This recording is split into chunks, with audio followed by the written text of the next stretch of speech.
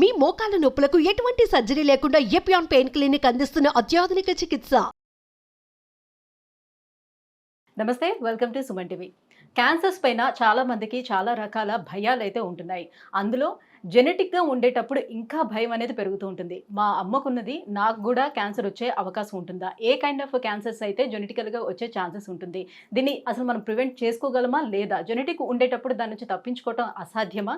ఈ విషయాలన్నీ అడిగి తెలుసుకుందాం. మనతో పాటు ఉన్నారు gynaec oncologist doctor Sailakshmi Dayana గారు, Apollo hospital, Jubilee Hills. Hello ma'am. Hello ma'am, జెనెటికల్గా ఉండేటప్పుడు చాలా మందికి భయం ఉంటుంది. సో డెఫినెట్గా ఈ క్యాన్సర్ నుంచి మనం తప్పించుకునే అవకాశం ఉండదా అని చాలామంది భయపడుతూ ఉంటారు. లైక్ ఎలాంటి క్యాన్సర్స్ జెనెటిక్గా వచ్చే ఛాన్స్ ఉంటుంది? లుకన్ ఒక 20 రకాల క్యాన్సర్స్, మొత్తం ఒక 150 రకాల క్యాన్సర్స్ ఉన్నాయి. అందులో ఒక 20 రకాలు వంశపారంపర్యంగా జెనెటిక్గా పేరెంట్స్ నుంచి చిల్డ్రన్కి రావచ్చు. పేరెంట్స్కి లేకపోయినా అమ్మ వైపు అమ్మమ్మ, పిన్ని, పెదమ్మ వాళ్ళ పిల్లలు, లేదా నాన్న వైపు అత్త పిల్లలు, లేదా పెద్దనాన్న, చిన్నాన్న వీళ్ళకున్నా కూడా అది జెనెటిక్ కిందే వస్తుంది. బట్ అమ్మ నాన్నకుంటే అది డైరెక్ట్ లింక్ ఉంటుంది. అమ్మకు కానీ నాన్నకు కానీ లేదు, బట్ అమ్మ వైపు ఇద్దరు, లైక్ అమ్మమ్మ పిన్ని ఆర్ అమ్మమ్మ పెద్దమ్మ కూతురు అలా ఉన్నారనుకోండి. అట్లాగే నాన్న వైపు ఇద్దరికి ఉన్నా కూడా స్ట్రాంగ్ జెనెటిక్ హిస్టరీ అంటాము. అండ్ అట్లాగే బ్రదర్స్ అండ్ సిస్టర్స్కి కూడా. సో వీళ్ళకి వచ్చిన క్యాన్సర్ ఏ టైప్, సర్విక్స్ క్యాన్సర్ అయితే జెనెటిక్ లింక్ లేదు, అది వైరస్ మూలంగా వస్తుంది. బట్ గర్భాశయ క్యాన్సర్ కానీ, పేగుల క్యాన్సర్ కానీ, థైరాయిడ్, కిడ్నీ, మెయిన్లీ రొమ్ము అండ్ ఓవరీ, ప్రాస్టేట్, ప్యాంక్రియాస్, వీటికి స్ట్రాంగ్ జెనెటిక్ లింక్ ఉంటుంది. సో ఇలాంటి క్యాన్సర్ మన ఫ్యామిలీలో ఎవరికైనా ఉన్నప్పుడు మనం ఆలోచించాలి, ఎంతమందికి ఉంది, ఎటువైపు ఉంది, అమ్మ వైపా నాన్న వైపా, నాన్న వైపు ఇద్దరికి కానీ ఉందా, అమ్మ వైపు ఇద్దరికి కానీ ఉందా, ఉంటే నాకు వచ్చే రిస్క్ ఎంత. మీరు మా దగ్గరకు వచ్చి ఆ హిస్టరీ ఇవ్వండి, వీ కెన్ టెల్ యూ మీకు వచ్చే రిస్క్ ఎంత అని. వీళ్ళ రిస్క్ ఎక్కువ అనిపించింది అనుకోండి, then we do a blood test call hereditary cancer gene test. మీకు ఒక ఎగ్జాంపుల్ చెప్తాను. ఒక 42-year-old లేడీ, వాళ్ళ పిన్నికి ఓవేరియన్ క్యాన్సర్ యంగ్ ఏజ్లో, ఆవిడకి 40sలో వచ్చింది. అండ్ ఈవిడ సిస్టర్కి బ్రెస్ట్ క్యాన్సర్ ఆల్రెడీ వచ్చింది. సో ఒకే ఫ్యామిలీలో అమ్మ వైపు చెల్లికి రొమ్ము క్యాన్సర్, పిన్నికి ఓవరీ క్యాన్సర్, అండ్ చెల్లికి 5 ఏళ్ల తర్వాత పక్క రొమ్ముకి కూడా వచ్చింది. సో వాళ్ళ చెల్లికి 30sలోనే వచ్చేసింది యాక్చువల్లీ, అండ్ రెండోసారి మళ్ళీ తిరగబెట్టింది పక్క రొమ్ములో. ఆ టైంలో ఆవిడ పానిక్ అయ్యారు. చెల్లికి 2 సార్లు రొమ్ము క్యాన్సర్, పిన్నికి ఓవరీ క్యాన్సర్, ఇదేదో తేడాగా ఉంది అని వచ్చారు. వచ్చి అప్పుడు 6 monthsగా వచ్చారు. చెప్పాను, మీకు చాలా స్ట్రాంగ్ ఫ్యామిలీ హిస్టరీ ఉంది, మీరు ఈ హెరిడిటరీ క్యాన్సర్ జీన్ టెస్ట్ చేయించుకోండి, మ్యామోగ్రామ్ చేయించుకోండి. మ్యామోగ్రామ్ పొట్ట స్కాన్, బికాజ్ ఆల్రెడీ ఏముందో అక్కడ తెలియదు కదా, ఇంత strong family history. Mammogram normal వచ్చింది, పొట్ట స్కాన్ నార్మల్ వచ్చింది, హెరిడిటరీ క్యాన్సర్ జీన్ ఆవిడ చేయించుకోలేదు. బట్ ఎందుకంటే ఇంట్లో పిల్లలకి exams time, BRCA only breast చెప్తుందండి. హెరిడిటరీ క్యాన్సర్ జీన్లో బీఆర్సీఏతో పాటు ఇంకొక 50 రకాల క్యాన్సర్స్ గురించి చెప్తుంది. ఓకే, సో ఫైనల్లీ పిల్లల ఎగ్జామ్స్ అయిపోయాక 6 నెలలకు ఆవిడ టెస్ట్ చేయించుకున్నారు. టెస్ట్లో ఆవిడకి బీఆర్సీఏ జీన్ టెస్ట్ పాజిటివ్ వచ్చింది. ఆ టెస్ట్ రిపోర్ట్తో వచ్చారు. చెప్పాము, అమ్మ మీకు రొమ్ము క్యాన్సర్ వచ్చే ఛాన్స్ 80%, ఓవరీ క్యాన్సర్ వచ్చే ఛాన్స్ 40%, బికాస్ మీకు వంశ పారంపర్యంగా ఈ జీన్ మీ అమ్మ వైపు నుంచి మీకు కూడా వచ్చింది. సో మనం ముందే ఈ రిస్క్ 80%, 40% చాలా హై రిస్క్.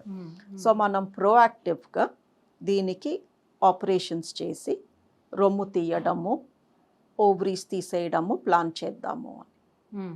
అంటే ఆవిడకి చాలా టైం తీసుకున్నారు. ఆబ్వియస్లీ ఇవి తీపించుకుంటే మరి ఎలా, రొమ్ము తీపించుకోవడం, ఎస్పెషల్లీ ఓవరీస్ అంటే ఎవరికి కనిపించవు, తీసినా తీపోయినా, దో బాడీ వీక్ అవుతుంది, ఎక్సెట్రా, బ్రెస్ట్ కనిపిస్తుంది. So we gave her implants.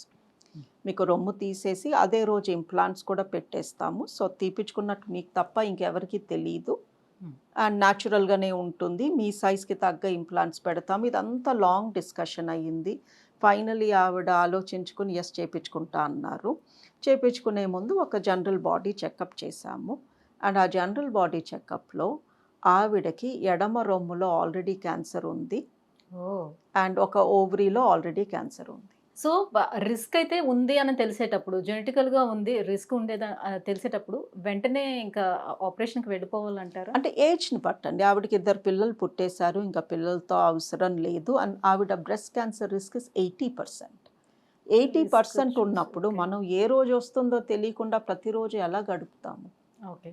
So మేము ఈ ప్రొఫిలాక్టిక్ అంటే క్యాన్సర్ రాకముందే దాన్ని అవాయిడ్ చేయగలిగే సర్జరీ చెప్పి అది డిస్కస్ చేసే లోపే ఆల్రెడీ ఆవిడికి 2 చోట్ల క్యాన్సర్ డెవలప్ అయ్యి ఉంది. సో ఈ రిస్క్ రిడక్షన్ పక్కన పెట్టి ముందు ఆ క్యాన్సర్ సర్జరీ చేసి లాస్ట్ వీకే చేసాము. 2 చోట్ల క్యాన్సర్ ఉంది. ఇప్పుడు ఆవిడ కీమో తీసుకోవాలి. సో ఆ రిస్క్ ఎక్కువ ఉన్నప్పుడు అండి మనం ఎదురు చూస్తూ కూర్చుంటే రోజు టెన్షన్ పడుతూ ఆ రిస్క్ ఏమీ ఆగిపోదు. సో ప్రోయాక్టివ్గా చేయాలి. మీకు రిస్క్ ఉందా అంటే లేదా ఇప్పుడు సర్జరీ కనుక్కోవాలి. చేసుకుంటే 100% వాళ్ళు సేఫే అన్నట్టు? 99.9%. Okay. It's better than 80% risk of cancer కదా. ఇప్పుడు ఆ 2 తరాల క్రితం వాళ్ళకి వచ్చి ఈ 2 తరాల్లోని ఎవరికి లేకపోయినట్లయితే సో నెక్స్ట్ జనరేషన్ వాళ్ళు ఆ రిస్క్ తగ్గుతుందని అంటారా? డెఫినెట్గా వచ్చే ఛాన్సెస్ కూడా ఉంటాయి. ఎందుకంటే వంశపారంపర్యంగా మనలో ఒక క్యాన్సర్ జీన్ ఉన్నప్పుడు 2 తరాలు రాకుండా ఉండదు. సో 2 తరాలు అది టోటలీ ఎస్కేప్ అయ్యింది అంటే ఆ క్యాన్సర్ జీన్ మీ ఫ్యామిలీలో రన్ అవ్వట్లేదు. సో అందుకే అంటాం మీరు ఇంట్లో డిసిషన్స్ తీసేసుకోవద్దు మాకు వంశపారంపర్యంగా ఉంది లేదు అని. మీరు అనుకుంటున్న క్యాన్సర్స్ అసలు వంశపారంపర్యంగా వచ్చేవో కావో కూడా మీకు క్లారిటీ ఉండదు. సో జెనెటిసిస్ట్ నన్నా కలవండి. జెనెటిక్ స్పెషలిస్ట్ ప్రతి హాస్పిటల్లో ఉంటారు, పెద్ద హాస్పిటల్స్లో. ఆర్ ఆంకాలజిస్ట్ని కలవండి. మేము చెప్తాము మీరు ఆ టెస్ట్ మీకు ఎలిజిబుల్లో కాదు. ఇప్పుడు రొమ్ము ఓవరీస్ అయితే తీసేయొచ్చు అన్నాము. అదే ప్యాంక్రియాసో ప్రాస్టేటో అనుకోండి, BRCA జీన్ మూలంగా మగవాళ్ళల్లో ప్రాస్టేట్ క్యాన్సర్ రావచ్చు, ప్యాంక్రియాస్ క్యాన్సర్ రావచ్చు. వాటికి ఏడాదికి ఒక బ్లడ్ టెస్ట్ మట్టుకే చెప్తాము. ఓకే. సో అది తీపిచ్చేసుకోండి ఆపరేషన్ చేయించుకోండి అని చెప్పాము. రొమ్ము కాబట్టి ఆపరేషన్ సజెస్ట్ చేశాము. ప్యాంక్రియాస్కి ప్రాస్టేట్కి బ్లడ్ టెస్ట్ ఉంది ముందు కనుక్కోవడానికి. ఓకే. సో ఆ క్యాన్సర్ సో ఇప్పుడు ఆడవాళ్ళలో అయితే బ్రెస్ట్ అండ్ సర్వైకల్ వంశపారంపర్యంగా డెఫినెట్గా సర్వైకల్ అస్సలు రాదు, అది HPV వైరస్ మూలంగా. Ovary ovary cancer and breast cancer వచ్చే అవకాశం వాళ్ళలో ఎక్కువ ఉంటుంది కాబట్టి సో దీనికి ముందు నుంచే దీని నుంచి బయటపడడానికి ముందు నుంచే ఎలాంటి స్క్రీనింగ్స్ ఈ రెండింటికి సంబంధించి బ్రెస్ట్కి మ్యామోగ్రామ్ ఉందండి. బట్ మ్యామోగ్రామ్లో ఎక్స్రేస్ పోతాయి రొమ్ములోకి ఛాతీలోకి. ఆ ఎక్స్రేస్ మనకు అంత సేఫ్ కాదు. అందుకే రొమ్ము క్యాన్సర్ అంటే మాకు భయం.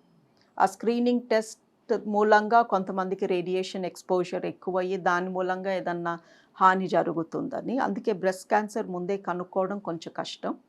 బట్ ఓవరీ క్యాన్సర్ ముందే మనం అల్ట్రాసౌండ్ స్కాన్తో కనుక్కోవచ్చు. అల్ట్రాసౌండ్ స్కాన్లో ఏమీ రేడియేషన్ లేదు. సో స్కాన్ 3 నెలలకు ఒకసారి చేయించుకున్నా ఏం కాదు. బట్ మ్యామోగ్రామ్ అంత ఫ్రీక్వెంట్గా చేయించుకుంటే మంచిది కాదు. సో ఇప్పుడు పెళ్లి కాని అమ్మాయిలకి ఎంగేజ్లోనే ఒకవేళ వస్తే ఏంటి వాళ్ళ సిచ్యువేషన్? దెన్ వాళ్ళకి వీలైనంత వరకు క్యాన్సర్ తీసి వాళ్ళ ఫర్టిలిటీ పోకుండా వాళ్ళకి ఫ్యూచర్లో పిల్లలు పుట్టేలాగా చేసే ప్రయత్నమే చేస్తాము. ఓకే. సో దానివల్ల ఏమి ఇబ్బంది అయితే రాదంటారు? అంటే ఇప్పుడు ఎంతోమంది ప్రెగ్నెన్సీలో బ్రెస్ట్ క్యాన్సర్తో డయాగ్నోస్ అవుతున్నారు. ఇదే 35, 36 వరకు పిల్లలు పుట్టట్లేదు ఆర్ ప్లాన్ చేయట్లేదు. ఈలోపు ఏజ్ పెరిగిపోయి ఇలాంటి క్యాన్సర్స్ చూస్తున్నాము. బ్రెస్ట్ క్యాన్సర్కి ట్రీట్మెంట్ ఇస్తూ ప్రెగ్నెన్సీ కూడా కంటిన్యూ చేస్తూ బేబీ సేఫ్గా ఉండేలాంటి మందులే ఇస్తున్నాము. అలా కూడా చేయొచ్చు. ఓకే. సో ప్రెగ్నెన్సీలో ఉన్నంత మాత్రాన వస్తే డయాగ్నోసిస్ అయితే తీయించేసుకోవాల్సిన అవసరం అట్లా కంపల్సరీ ఏం కాదు. సో బేబీకి ఏమీ ప్రాబ్లం రాదంటారు దీని బ్రెస్ట్ క్యాన్సర్ ట్రీట్మెంట్తో బేబీకి ఏం ప్రాబ్లం ఉండదు. రైట్. సో ఎలాంటి కేర్ తీసుకోవాలి మేడం మరి వాళ్ళు? లుకండి ఇప్పుడు వంశపారంపర్యంగా నాకు క్యాన్సర్ వచ్చే ఛాన్స్ ఎక్కువ అనుకోండి, నా లైఫ్ స్టైల్ మూలంగా కూడా ఎక్కువ అనుకోండి, నేను లావుగా ఉండి నా ఒబిసిటీ మూలంగా కూడా ఎక్కువ అనుకోండి. ఈ 3 జత అయితే సో మనకి వంశపారంపర్యంగా వచ్చేది మన చేతుల్లో లేదు. మన అమ్మ నాన్నని మనం చూస్ చేసుకోలేదు. బట్ నా లైఫ్ స్టైల్ అండ్ ఒబిసిటీ నా చేతుల్లో ఉంది కదా. Thank you ma'am. Thank you so much. So జెనెటిక్గా వచ్చేటువంటి క్యాన్సర్స్ ఏంటేంటి, సో ఎలాంటి స్క్రీనింగ్స్ మనం చేయించుకోవాలి, సో దాని నుంచి ఏ రకంగా మనం బయటపడే అవకాశాలు ఉంటాయి, ఈ విషయాలన్నీ తెలియజేసినందుకు థ్యాంక్ యూ సో మచ్.